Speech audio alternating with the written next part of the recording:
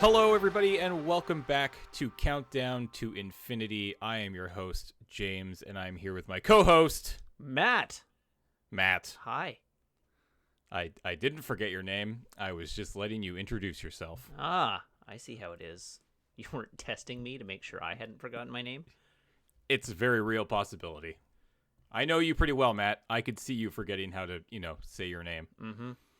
Yeah, that's true. fair. That one syllable is pretty hard.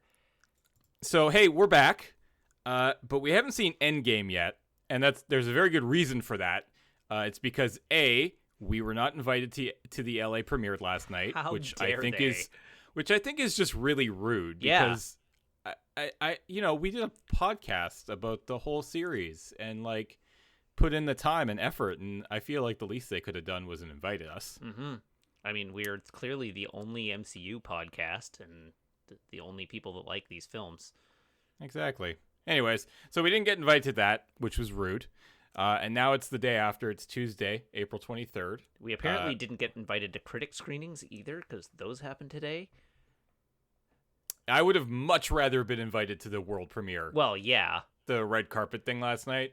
But we didn't even make the B team here. Yeah, that's fair. And we're recording this. We're about a little over 50 hours from when Matt and I get to go see this on Thursday night at 10 o'clock. So we didn't quite get the earliest possible showing, but we're doing okay. Yeah. I'm excited. So we didn't get the earliest showing for a reason that, despite being as connected to the internet and extremely online as I try to be, and aware of the goings-on of the movie industry, I had heard rumors that the tickets for Endgame weren't going live until a week before the film came out, and then they just surprise released them. And I had gone to bed the night they released, which I guess was April 1st, but had gone to bed and was lying in bed scrolling through Twitter when an acquaintance of mine posted, "Oh, by the way," just generally to the internet, "Oh, by the way, our Endgame tickets are live." So I leapt out of bed and ran into my office here to pull up the Cineplex website, and the 6 o'clock showing of Endgame had already sold through 60% of the center section. Yeah, and it had the tickets had maybe been live for 35 minutes at that point. So I opted in favor of the 10 o'clock show so that we could have the prime center by center theater experience in the IMAX theater in Victoria. So I mean, it's gonna be fine. It's okay. Yeah. I'm not heartbroken. No, I'm legitimately excited. Me too. It's starting to definitely hit that this is real. It's taken I think actually more energy from me than I was expecting, not to just kind of poke my nose into the subreddits where I know I'm gonna find spoilers, because I'm just like, God, there's people who know what happened already, and I'm not one of them, and I just want to know. Yeah, I know what you mean. And I was saying this to you before we started recording that Game of Thrones started last week, and we're 2 episodes in, and I'm a huge Game of Thrones fan, and I've been very excited for the final season, and the fact that we're having to deal with basically these 2 massive pieces of media that have existed for kind of this weird amount of time in my life, because both things kind of sort of happened at the same time. We moved out of our old place with friends, and Ashley and I bought our own condo, and it was kind of this weird I'm an adult moment, but I get to there's Game of Thrones and there's comic book movies now, and that's super fun. And now those are, I mean, the MCU is not going anywhere, but that this sort of chapter of the MCU is, and it's just man, this is all I've known for the last 10 years of my adult life, and I don't want it to end, and I'm freaking out. And for a while there, I was saying this to you, I was so amped for Game of Thrones, and I was like, oh my God, I think I might be more excited about Game of Thrones than I was about the MCU. And then in preparation for this podcast, Ashley and I sat down and rewatched Infinity War last night, and the minute it almost started, I was like, oh wait, no, never mind. That's a lie. I love you, Game of Thrones, but no, my heart absolutely resides within the MCU, and I cannot wait to see how this thing finishes, because dear God, Yeah. it's gonna be good. Yeah, you and me both. I was thinking about it today because, of course, like people at work working in a game studio started talking about Endgame in our Slack channel today, and I had to post to like, listen, guys, please just sit on it for a couple more days. I don't want joke spoilers. This has been like, this is a moment 10 years in the making for me, and I really don't want to even be like accidentally spoiled by somebody posting like hot tweets and things like that. And I'm like, so please just like, if you want to talk about it amongst yourselves out of earshot of me or whatever, like, go ahead and do that. But understand that, like, I am taking 2 days off this week so that I can go to Victoria and see this movie with not only one of my best friends, but also I'm pretty sure we went and saw the original Iron Man together in theaters. Like, I'm pretty sure we were in the same viewing of it. So it's like, this has been like a part of our collective friendship for 10 years. And like, this is really important to me. And then like, we're recording this podcast, and I will be really upset is the wrong word, but like, I really don't want this experience to be altered, right? Like, I want to experience it the way I want to experience it. So I had to sort of like urge people to like, please, keep this on the down low for a bit. And then they're like, oh, dang, I didn't realize this was as important to you as it is. Okay, cool. We'll have our little conversation off over here and like keep it away from you and out of Slack. And I was like, oh, thank you. So that was pretty good. I mean, it's easy because I got a tiny little game studio. There's like 20 odd people in our studio. So it's like relatively easy to maintain a pretty good relationship with everybody and have that kind of respect. But I appreciated that they were like, okay. Fine. Yeah. We'll go talk in the corner. Yeah. So we had discussed a few I don't know, when did Captain Marvel come out? It was March 7th, March 8th. So it's like coming up on 2 months ago. Yep. It's like 8 or 9 weeks ago we recorded the podcast for that. And at the end we talked about how we were going to do a podcast leading up to Endgame. We said we would rewatch Infinity War, like we've done a bunch of watches before and chat about that. We were going to talk about. We also mentioned that we were going to talk about Spider-Man Into the Spider-Verse. We have decided to not talk about Spider-Man Into the Spider-Verse today. We have, however, decided to just say, okay, we're going to do it. We're going to do a proper episode of Countdown to Infinity about Spider-Man Into the Spider-Verse, and we're going to release it the week leading up to Spider-Man Far From Home, which is slated for the very first Friday in July. So at the end of June, you will get the long-awaited Into the Spider-Verse podcast. I wouldn't suggest, or I wouldn't say that it's going to be the norm going forward. I do really like keeping this sort of as an MCU thing, but there were a lot of people who really wanted us to talk about that one. So we will do that a little bit closer to the next Spider-Man movie, which I am also excited about, obviously. Yeah. And interesting, Kevin Feige was just recently quoted as saying that that is the official end to Phase 3. Yes. Yeah, he did. Spider-Man Far From Home. Yeah, he did. He came out and said that is the actual end to Phase 3, which is interesting. I'm very intrigued to know what that means, or if that's just like him being like, it's like we just needed an end to it, and that made the most amount of sense because it's the last movie this year. But the mind kind of starts to boggle as like, wait, if the Endgame isn't the end of 3, then why is okay, whatever. Yeah. I'll just wait to find out. Peter Parker dies at the end of Far From Home, confirmed. Yeah. Oh, that'd be pretty funny, actually.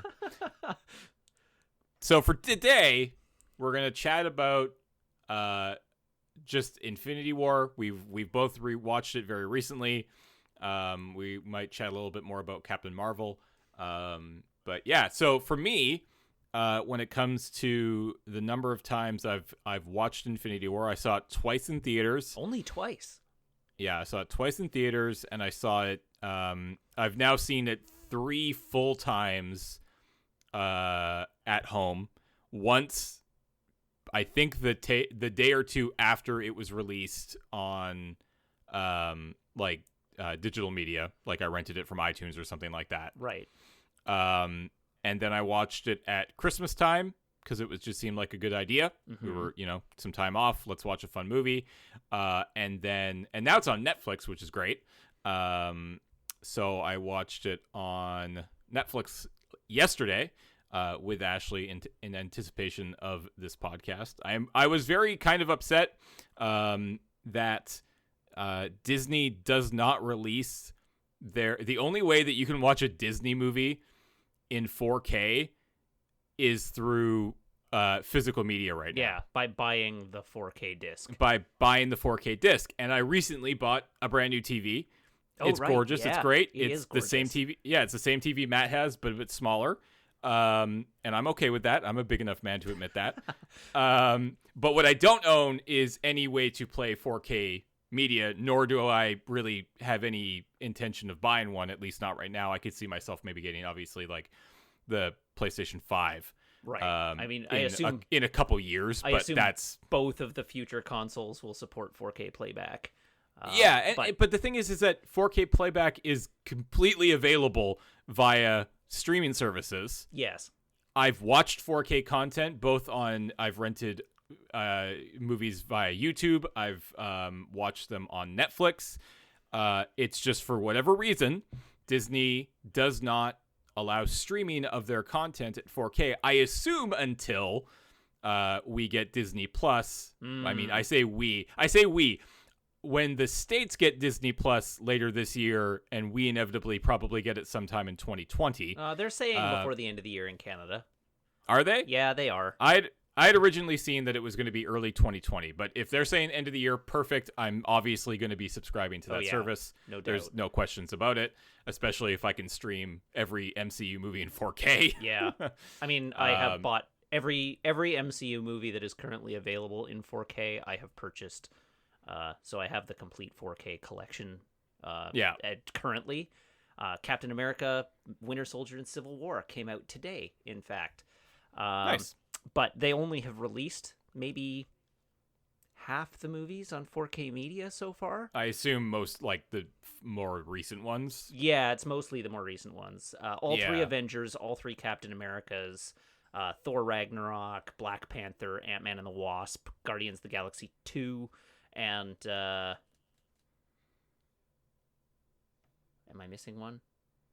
Maybe I'm not missing one. But those, basically. Either way, I mean, it's a possibility that they'll get there eventually with all of them. Yeah, the funny thing is they have done 4K transfers of all the films now. They have them because they did the whole watch the entire MCU in IMAX thing last year. And in order to do that, they had to the older ones clearly are probably upscaled, but they had to do 4K transfers of all of them to show them in a screen format that large. So They have them. They're just not releasing them. And what I really want them to do, I've sort of resigned myself to collecting them all individually for now, but if they ever do, here's the 3-phase 4K box set for $1,000, I will buy it in a heartbeat. I'll buy it. Yeah. I mean, I bought the Phase 1 briefcase. Yes, with the Tesseract in it. With the Tesseract in it, and I have that at my house right now, and it's awesome.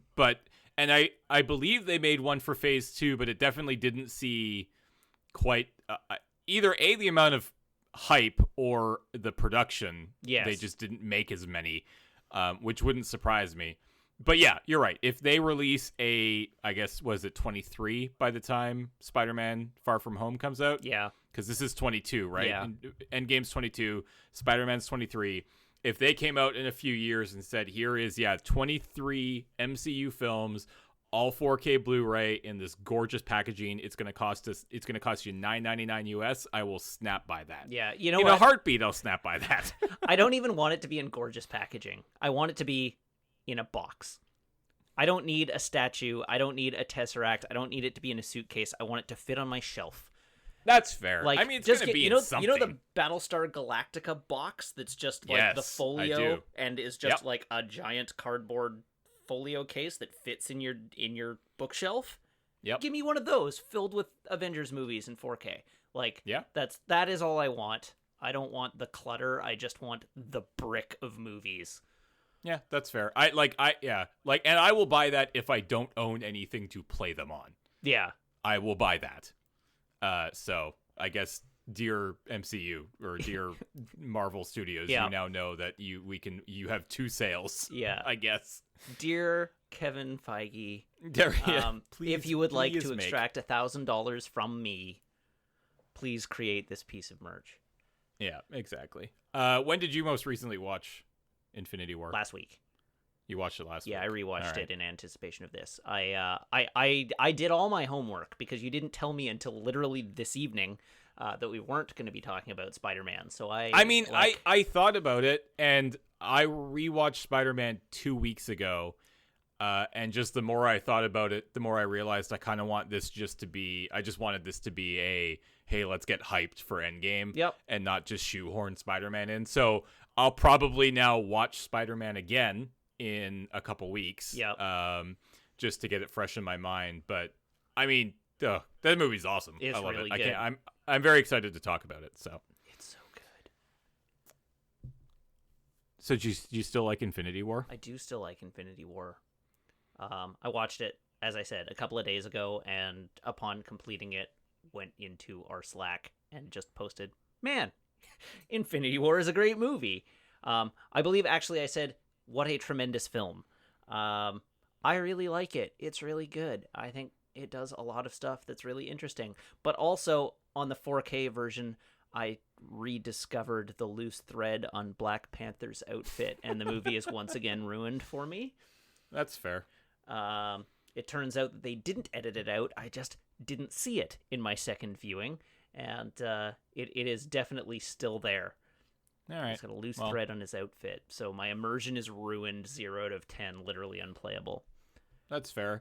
I was talking earlier about Game of Thrones, and I Sunday's episode was fantastic, and if anybody out there listening watches it, I think you probably agree. I think the general consensus was Sunday's episode was great, but it was great because of everything that came before it.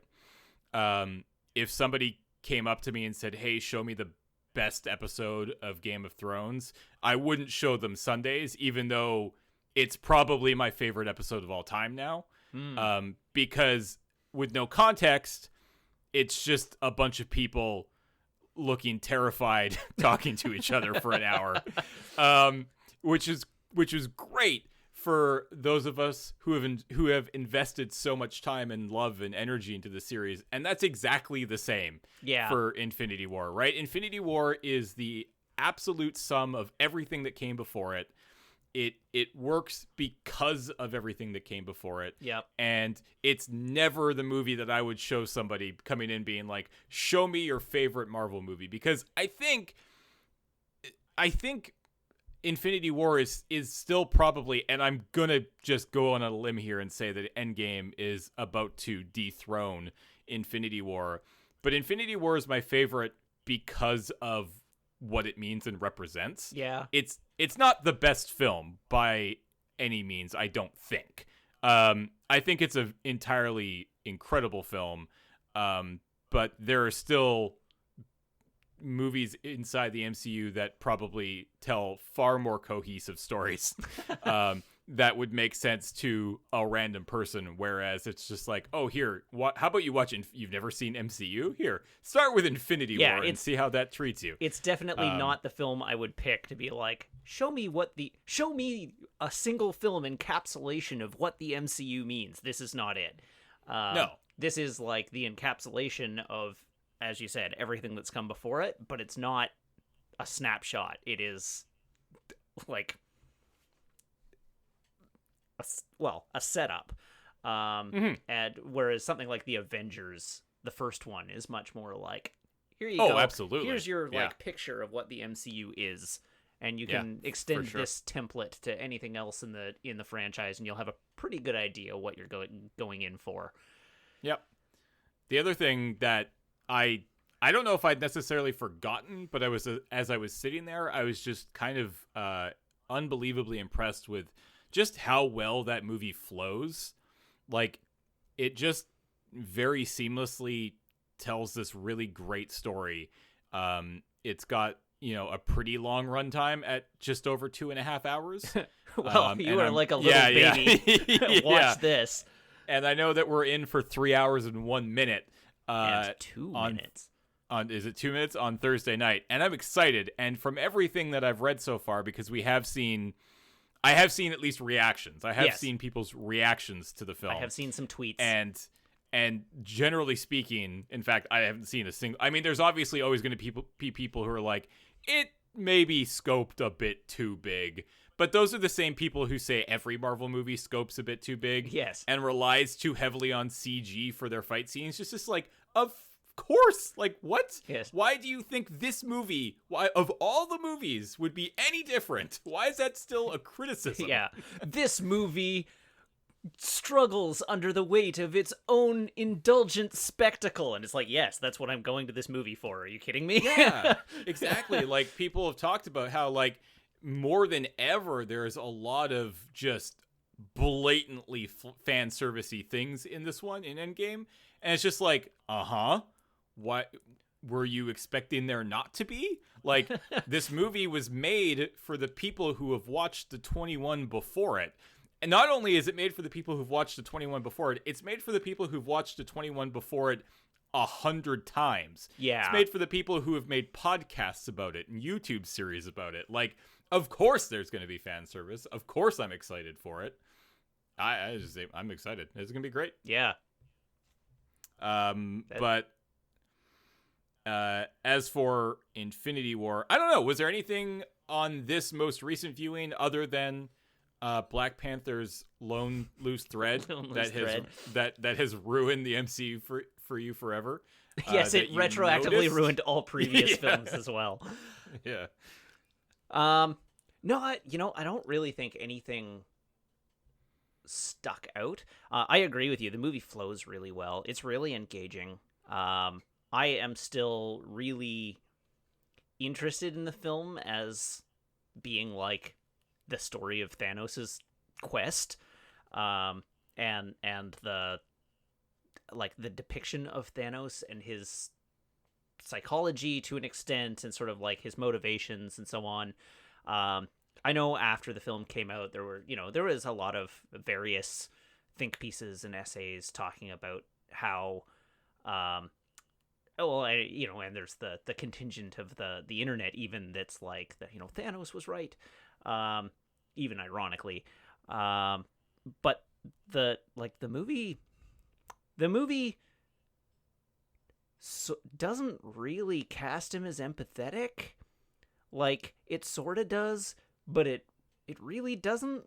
He is the main character of the film, and it follows his journey, but his quest is pretty obviously unhinged, and his actions in the movie are basically all monstrous.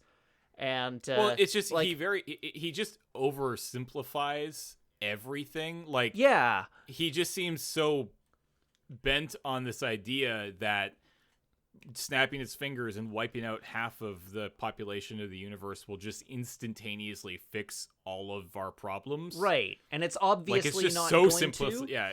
No, exactly. And it's one of those things where, like, Thanos as a character his like what he is trying to do isn't really meant to make sense. This was one of the criticisms I saw of the film. It's like, well, his motivations don't make sense. Why doesn't he just double all the resources in the universe? And it's like, well, it's not meant to make sense. He's like a megalomaniac. He came up with the idea of committing genocide against his own people and was told at the time, no, you're crazy. That's a terrible idea. And then just because of what was going on Titan, his world died. And he blamed them for not letting him go through with committing genocide, and that hardened his resolve to the point where he is absolutely positively convinced he is right, and there is nothing in the universe that will change his mind. And so his whole quest is about proving himself right. But he's not going to prove himself right. Like, he did it, but the universe's problems are not going to be solved. That is not... He's wrong. The movie tells you he's wrong. And so it's like, I don't know. I feel like some of those like, well, I want it, he should, his quest should have made sense. Well, his quest makes sense to him. Because in being told he was wrong and then watching his predictions come true, he became convinced he was right. And so as far as he's like, he is going to do this no matter what, because he can't be wrong, and his ego won't let him be wrong. Right. And I think that sort of like exploration of his character is quite present in the film, particularly on repeat viewings. Like, the more you go back to it, the more obvious it becomes that like the movie only treats him as empathetic to the extent that like it just explores his character. But I don't really feel like the movie ever casts him as correct or like an aspirational figure. He's just somebody who's absolutely convinced of his moral correctness in murdering half the universe. Mm-hmm. Yeah, no, I agree. All right. I mean, that's a very serious thing. I have a nitpick. Oh, a nitpick. That I don't think. Yeah. The one thing I think I actually should have done, although I can't really fathom doing it, because I've never done it before, is probably should have gone back and actually watched the chaos that was the post Infinity War podcast that you and I did. Oh yeah. Because I don't remember anything we talked about in that episode. That's the piece of my homework I didn't do. Yeah, and I'm realizing now I probably should have, but I don't know if I talked. I'm pretty sure we didn't talk about this. And it is definitely a pretty silly nitpick, but it has to do with the scene on Vormir. Okay. When Thanos goes with the Gamora to get the Soul Stone. Okay. And we are reintroduced to the Red Skull after, years and years and years, and it was a really cool thing that happened, and I still stand by that. I love that hook. I love the fact that when they got there, the Red Skull was waiting for them and did his whole spiel. But when I was watching it last night, I was sitting back and thinking, it sounds like the Red Skull has given this spiel a good number of times. And correct me if I'm wrong, but isn't the whole point that nobody knows where the Soul Stone is? And then I started just thinking that I just had this awesome visual of Red Skull in his probably terribly shitty Vormir apartment waiting for people to show up and practicing this speech in the mirror every day, because what the hell else is he going to be doing? Because he gets there and he's just in character. He's good to go. He's solemn. He's it was just perfect. It was just like, wow, you've clearly done this before, but theoretically, nobody has come for this yet. Also, did you take over somebody's old job? Yeah, what happened to the previous guy who was here? Who was doing this before you? Because you've only been here for like 8 years. Like, It's been You haven't it's been longer than that. It's been closer to 80 Oh, yeah. years. But I guess it's been about 80 years. Right. It's been about 80 years. But even still, I guess in the grand scheme of the universe, you don't really know. I guess it's never discussed how long the Soul Stone has been on Vormir. But it's sort of alluded to the fact that it's been there for a very long time. Yeah. And it's just like, who is doing this job? Who was doing this gig before you? Where'd they go? It's like, did they get to retire? Yeah, being the Vormir Guardian is like being Santa Claus in the Santa Claus. Like, yeah, exactly. When the it's next like, guy gets doomed to take over the job, the previous guy gets to like retire or die. Yeah, whenever somebody is destroyed by one of the Infinity Stones, you have to go guard the Soul Stone. Or maybe it's specifically the stone which stone did he have? He had the Space Stone, right? He had the Space Stone, no. yeah. Yeah, Space Stone. Space? No, Tesseract. power, right? In the Tesseract? The Tesseract was the Space Stone. It creates the portals. Yeah, you're right. So I don't know. I was watching that last night, and that was the kind of silly thing that goes through my head after, the 5th or 6th viewing. I start thinking, wait a minute, hold on. Yeah. He seems oddly at home and very well prepared for Thanos' arrival. And I don't know, maybe people show up every week and nobody's able to do it. Everybody's just, they come alone or something, right? Oh, the price is too high.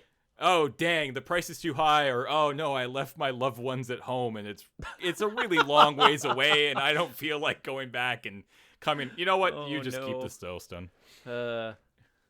Turns out that that Vormir just has like really, really strict labor regulations, and so they can only they can only staff up the job in 4-hour shifts throughout the day. So there's actually 6 Soulstone Guardians.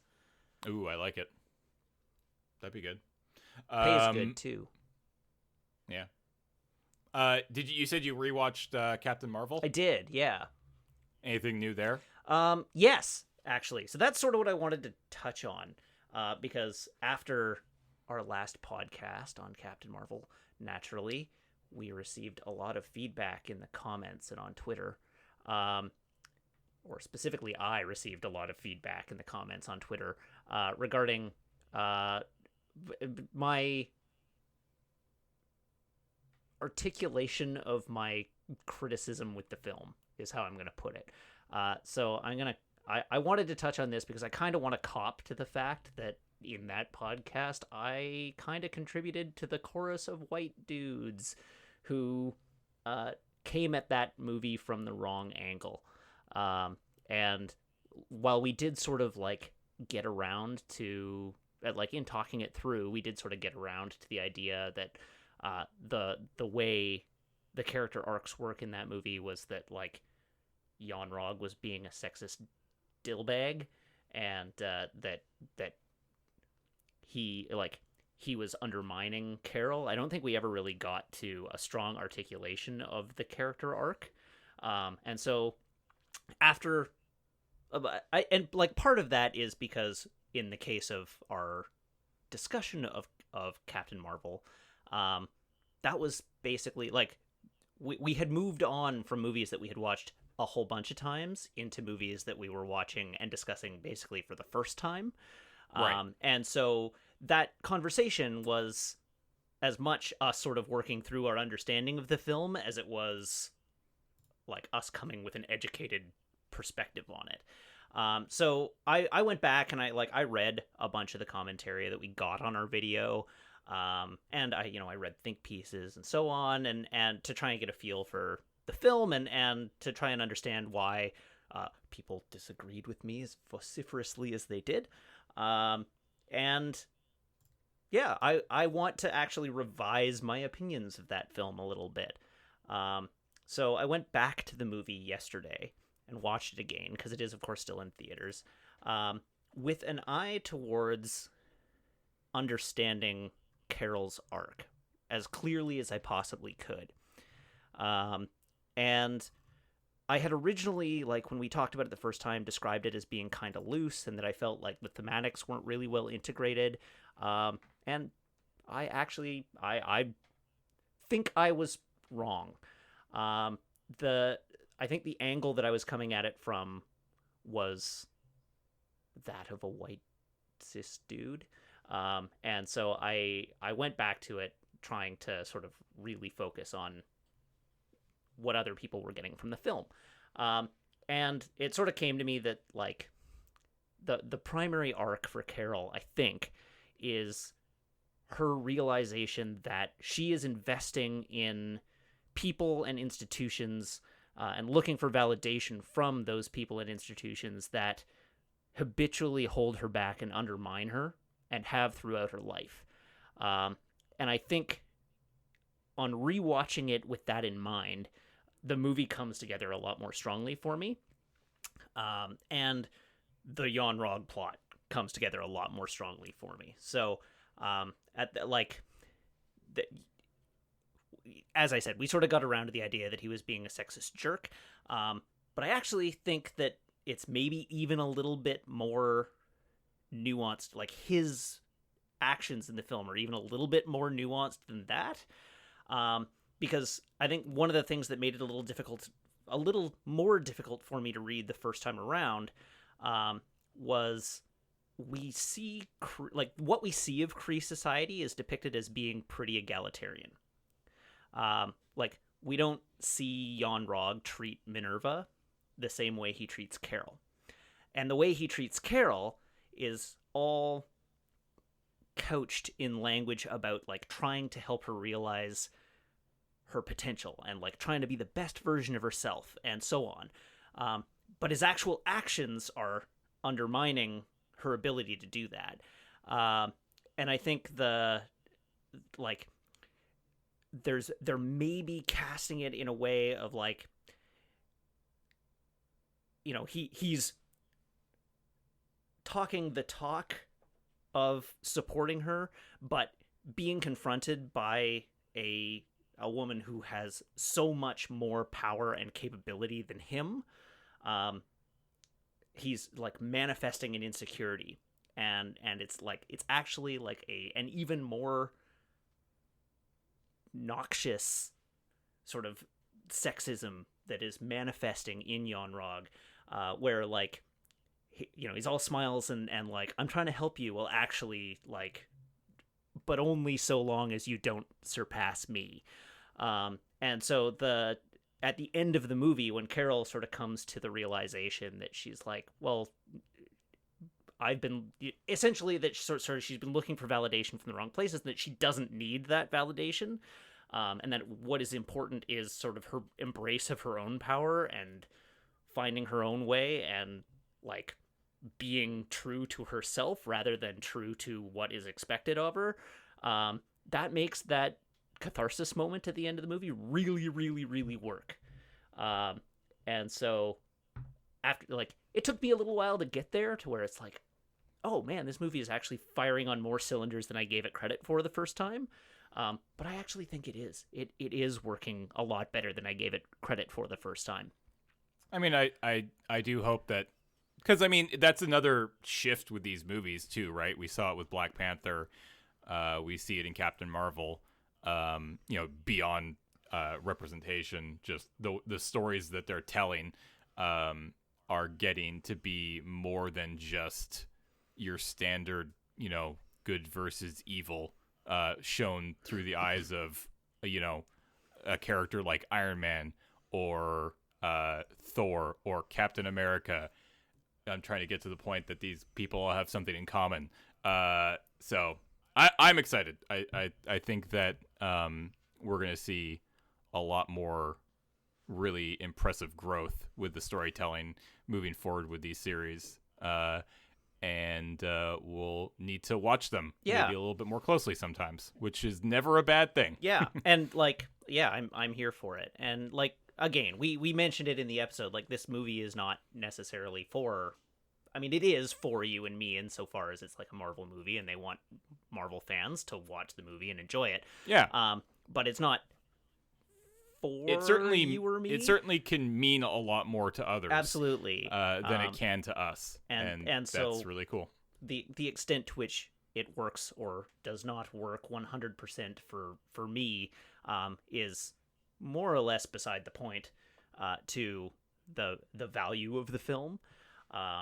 but I think it's you know what, I straight up think it's a better film than I gave it credit for. I don't think that it affects its place in my rankings. I think it sits about where I want it to sit. But I have liked that movie more every time I've seen it, and I've seen it 4 times now, I think, maybe 3, but it continues to grow on me.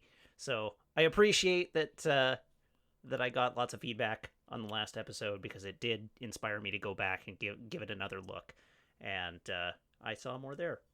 So awesome! Thank you to our viewers. Cool. All right.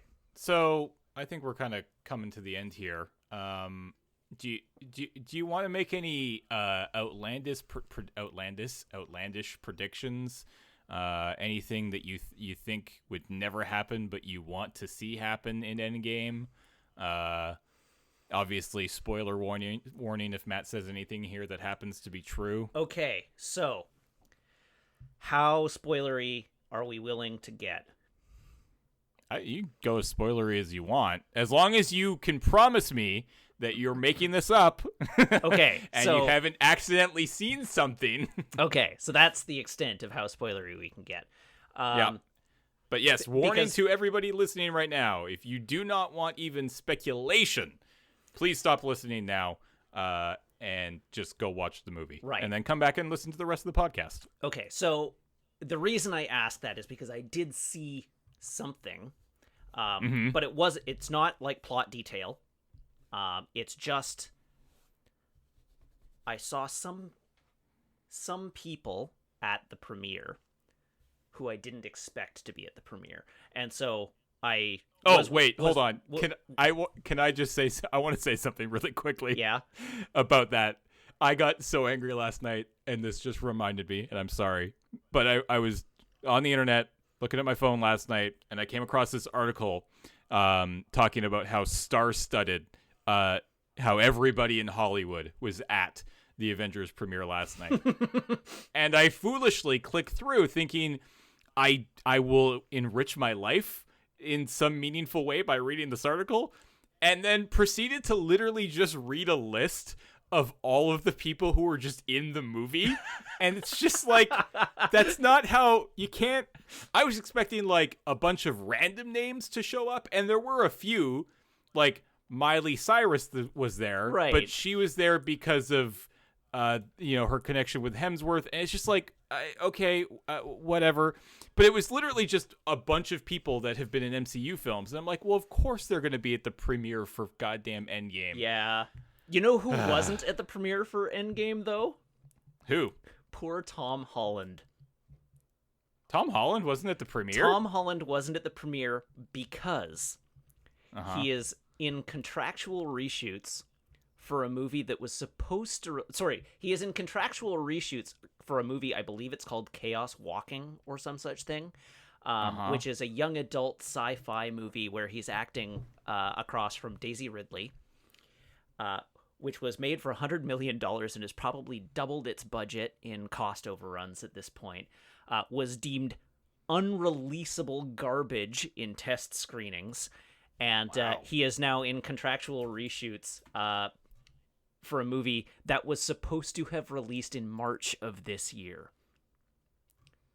So, classic Tom Holland, he's stuck on set in God knows where, doing reshoots for what is likely to be one of the worst movies of the year when it finally comes out. The movie has 6 writers, and has apparently been reshot like twice at this point. And he had to miss the Endgame premiere because of it. Sucks. Doesn't it? And it feels like classic Tom Holland. But poor guy. Like, that sucks. Horrible. So yeah, he was not at the premiere. But he was, as far as I'm aware, the only cast member that wasn't at the premiere. All right. Anyhow, I was saying I saw some people at the premiere that I didn't expect to be there. That has my speculative brain running. But I'm not going to say who it was or why on the podcast. But that is my most outlandish prediction, is that that there will be there's some something there. there's some people that you just did not expect to be on the cast list. Yes. That are going to make some surprise appearances. Yes. Who are not, as far as I'm aware, on the cast list. Right. But who I would be delighted to find in the film. What are my most outlandish predictions? Okay, so most outlandish prediction is that the girl we see Hawkeye teaching bow and arrow to in the trailer is actually Kate Bishop. Okay. And not his daughter. My expectation is that it is his daughter and they're playing fast and loose with the timeline a bit and they've just aged her up. But if it turns out that it's actually Kate and and they're like teasing this rumored Hawkeye's TV show, I'm all in. 100% sign me up. That would be rad. But that's in the trailer, so I feel like that's fair game to talk about. Right. Other outlandish things. What other major predictions have I got? Let me think on that. What's yours? I don't even really know, and I'm kind of scared to even speculate just because of because the most interesting thing that I've heard in terms of reaction is just how kind of unexpectedly important this film is to all the ones that they made before, like all the ones that came before it. And I mean, I don't think it's a tremendous secret that there's probably going to be some timeline shenanigans or some universe jumping or something. Yeah. And I don't know, but like that's sort of a given at this point. And I feel like by introducing things like that, they can probably get away with giving a lot more people than maybe we expect a happy ending. And I think that's just kind of what I want is I kind of just want a cool, unexpected, not necessarily like I don't at all expect for the movie to end and every single Avenger that is currently alive to still be alive, all the ones that died, regardless of how they died, to be alive, and continuing on in life, right? Right. Like, that's not going to happen. But I also don't think for a second it's going to be as formulaic as Steve Rogers sacrifices his life to save the universe, right? Right. That's unbelievably cliche, boring, and I don't think that would happen in a million years. And honestly, if that did happen, it's what would make me the most upset. But I am almost 99% sure that it would never happen.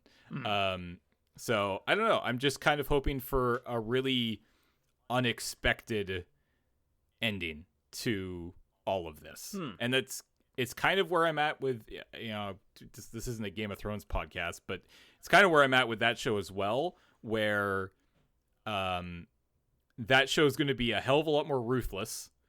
And it's okay, and that's okay because I have come to expect it.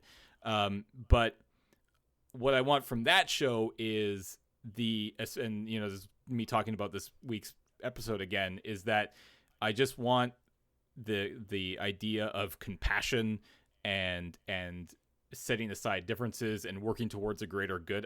I just like those ideas to exist after whatever is about to happen happens.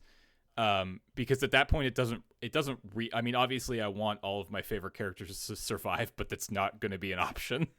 But I kind of almost don't care as long as everything that, that has come to be is present after whatever's about to happen. And it's kind of the same with I think Avengers in that sense, is that I think they'll be a little bit more nicer about it. But that's my hope. So. Yeah. Okay. I think it's going to be good. I'm fully expecting to be very happy coming out of that movie. I really don't like. I don't think it's at all unfair for me to be more hyped about this movie than I think I've ever been about any movie before, and I don't think I don't think there's a chance I walk out of that theater being like, well, that was stupid.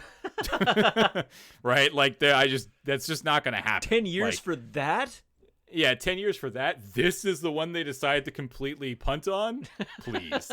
It's just like, that's not going to happen. Like, it's not going to happen. So, I'm just pretty excited to experience it. Yeah. So.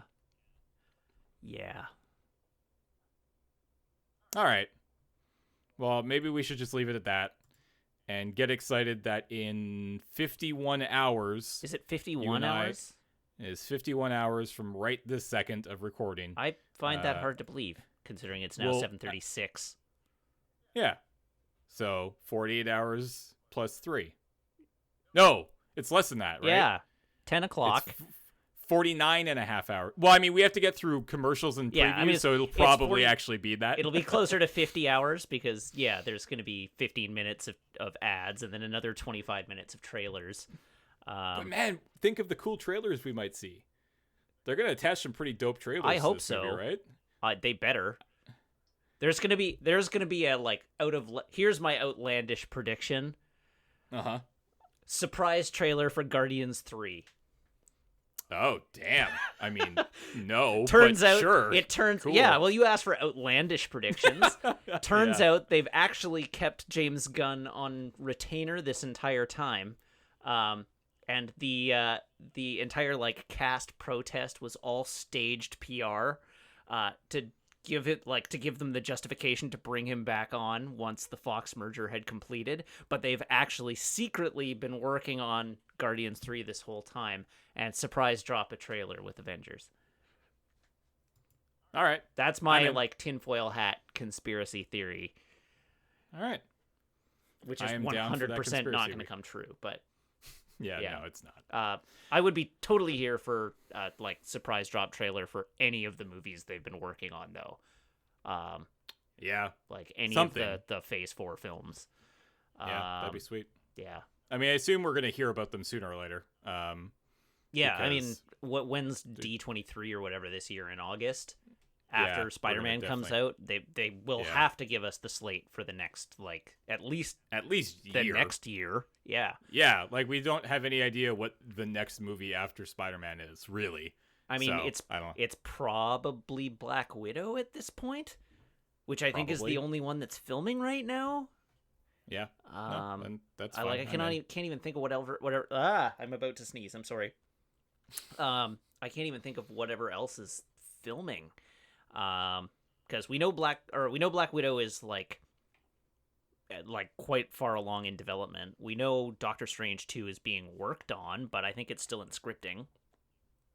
Yeah. Black Panther 2 is being worked on, but again, I think it's still in scripting. Yeah, it will be a surprise to see what they drop. We'll figure it out. All right, so you should ideally, hopefully, be hearing this before you go see Avengers Endgame this weekend. I'll get this out at the earliest, you'll be listening to this on Wednesday, and I will definitely get it out on Wednesday. Matt and I, as I said, we're going to go see the 10 o'clock show on Thursday night. We are not doing the coming back to the office and live streaming Thank goodness. podcast. No, we're just not going to do that. But what we are going to do is come in, not even bright and early, mid-morning, after a nice breakfast. Ooh, I like that idea. Yeah, we'll go for a nice breakfast Friday morning, and then we'll come in and record that podcast. And I will probably try to have that out by very early next week. Oh, are we going to do the live recording of it? I don't think we actually discussed that, but we theoretically can. You and I can discuss it. Okay. I don't know. I had been operating under the expectation that we would be doing it live, and then taking the audio and turning that into the podcast. So it will depend on the streaming schedule at the office. Gotcha. As of right now, there is something that would conflict with that, but it might not happen. If it doesn't happen, we can figure it out. If it does, then we'll just have to do it like we normally do, which is pre-recorded. All right. Which is fine. Sure. But yeah, so I'll endeavor to have that out as quickly as possible so you can hear our hot takes on Endgame. Although I assume it's probably just going to be about an hour and 12 minutes of us screaming a lot. More or less. Or sobbing into each other's shoulders. That's true. Could also be a lot of sobbing. I expect that to happen at the theater quite a bit. So, anyways, thanks for hanging out with us on this special edition of Countdown to Infinity, the lead up to Avengers Endgame. If you want to follow us over on Twitter, you can do so. I'm at James_LRR. Matt is at Matt_LRR. Obviously, we couldn't do this sort of stuff without your support over at patreon.com/LoadingReadyRun, LoadingReadyRun.com for all of the fun stuff that we do. And Matt streams over on his personal channel at twitch.tv/Wiggins, WIGGINS. Sick. Yeah. You can find all that linkage in the description below until, I don't know, like a few days from now. This is going to be a quick turnaround. Yeah, it's not even, by the time most people listen to this, it will be months from now, and we will have already seen Endgame, and the Endgame episode will be available. But for anyone who's like listening concurrent, it won't even be a few days. It'll be like probably less than 24 hours, more like 36. Yep, it'll be quick. So get hyped. All right. Bye, everybody. So long.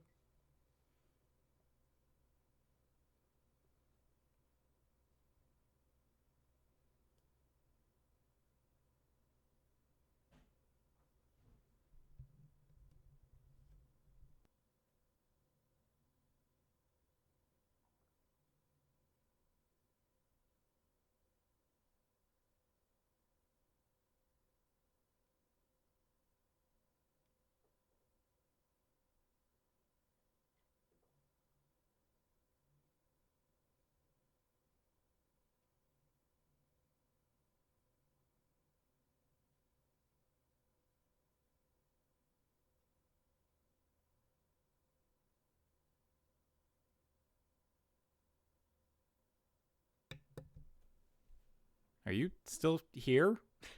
That was a There's good no one. There's no end. We're not even really technically talking about a movie. We're not going to talk about. Just go watch Endgame. Jesus, what's wrong with you people?